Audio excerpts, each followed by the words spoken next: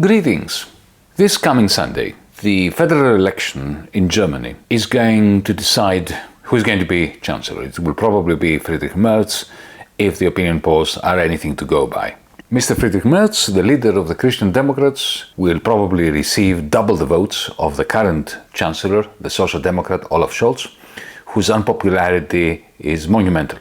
Nevertheless, Friedrich Merz is going to be forced to form a coalition with the Social Democrats, who are currently led by Olaf Scholz. Whether Olaf Scholz will remain in that government as a diminished figure or whether he will retire or seek another post, we can't tell. What we know is that there's going to be a coalition of the Christian Democrats with the Social Democrats, maybe the Greens, and all that because this is the manner in which the center of German politics, the center-right and the center-left, get together in order to keep the Alternative für Deutschland, the neo-fascist party, which is in the ascendancy, from the corridors of power.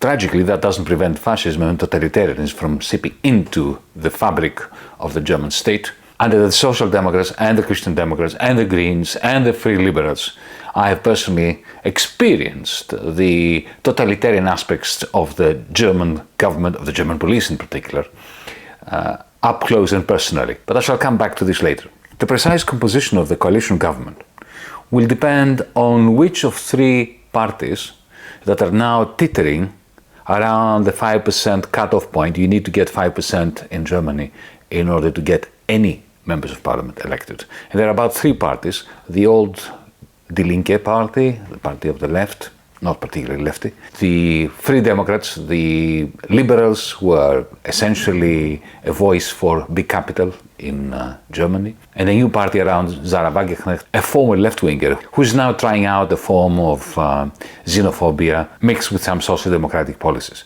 These three parties, if they all get in, or two out of three of them, this is going to reduce the capacity of Merz to form a coalition. Maybe he will need to bring in the Greens as well as the Social Democrats. What are the real changes we should expect after next Sunday, beyond the reconfiguration of who is in the ministries? Not that many, I'm afraid. Recall that the Christian Democrats and the Social Democrats ruled together under a Christian Democrat Chancellor, Angela Merkel, for more than a decade. During that decade, the current policies were set in stone. It was a decade that cemented austerity for the many, for the majority of people, not just in Germany, but across Europe, and mind-boggling money printing for the very, very few, for the oligarchy. It was a combination that crashed investment, caused Germany to fall behind China and the United States when it comes to new technologies, green technologies, electric batteries, electric vehicles, solar panels, wind power.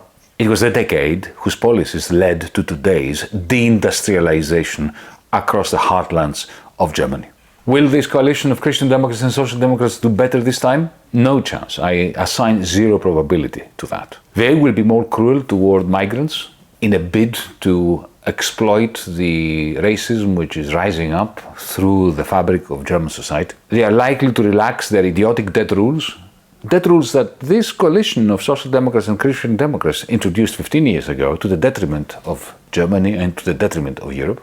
And that's only because the numbers don't add up. They are in a very serious fiscal crisis and they need to pay for more guns and weaponry as imposed upon them by Washington, D.C., by the United States.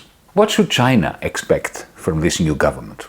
If Kamala Harris had won the presidency of the United States, China should expect Merz's Germany to fall even more behind America's strategies, including the demand by Washington that Berlin decouples from China, puts the brakes on German companies investing in China, even agreeing with the suicidal policies of the European Union, of Brussels, to impose ridiculous tariffs on Chinese exports, particularly electric vehicles, solar panels, all those things that Europe cannot produce but it does need.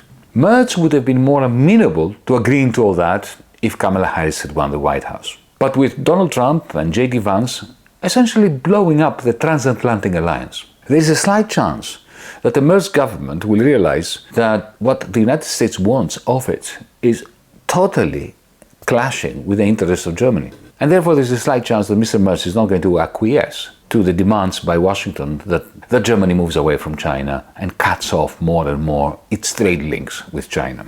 Then again, German leaders and European leaders more generally have proven their cowardice again and again. So don't be surprised if Friedrich Merz bows his head and says yes to all the things that Donald Trump will order him to say and do against the interests even of German industrial capital. While still on Germany, let me go back to something I was saying earlier, the terrible news about the emergence of a totalitarian police state in Germany. This morning, today, as I speak, the movement that I belong to, DiEM25, the Democracy in Europe movement, had organized a meeting for this afternoon to discuss Palestine. The keynote speaker was going to be Francesca Albanese, the exquisite United Nations rapporteur on the Palestinian territories. An event that was co-sponsored with a German Jewish organization called the Jewish Voice for a Just Peace in the Middle East, as well as Amnesty International. This morning, early in the morning, the police informed our DiEM25 organizers that policemen and women will be sitting in the audience monitoring every word that will be spoken. To make things worse, before the event was due to start, the police barricaded our venue and told our organizers that they will not be allowed to enter. Since then, organizers have found another venue and are calling attendees to make their way to it. This is a clear and present dissolution of any semblance of democracy, not to mention free speech, in the heart of Europe. Democracy is now just a word in Germany. In a Germany slipping inexorably into a totalitarian abyss, like in the past. And sadly, the federal election this coming Sunday is not going to change that. Thank you for listening.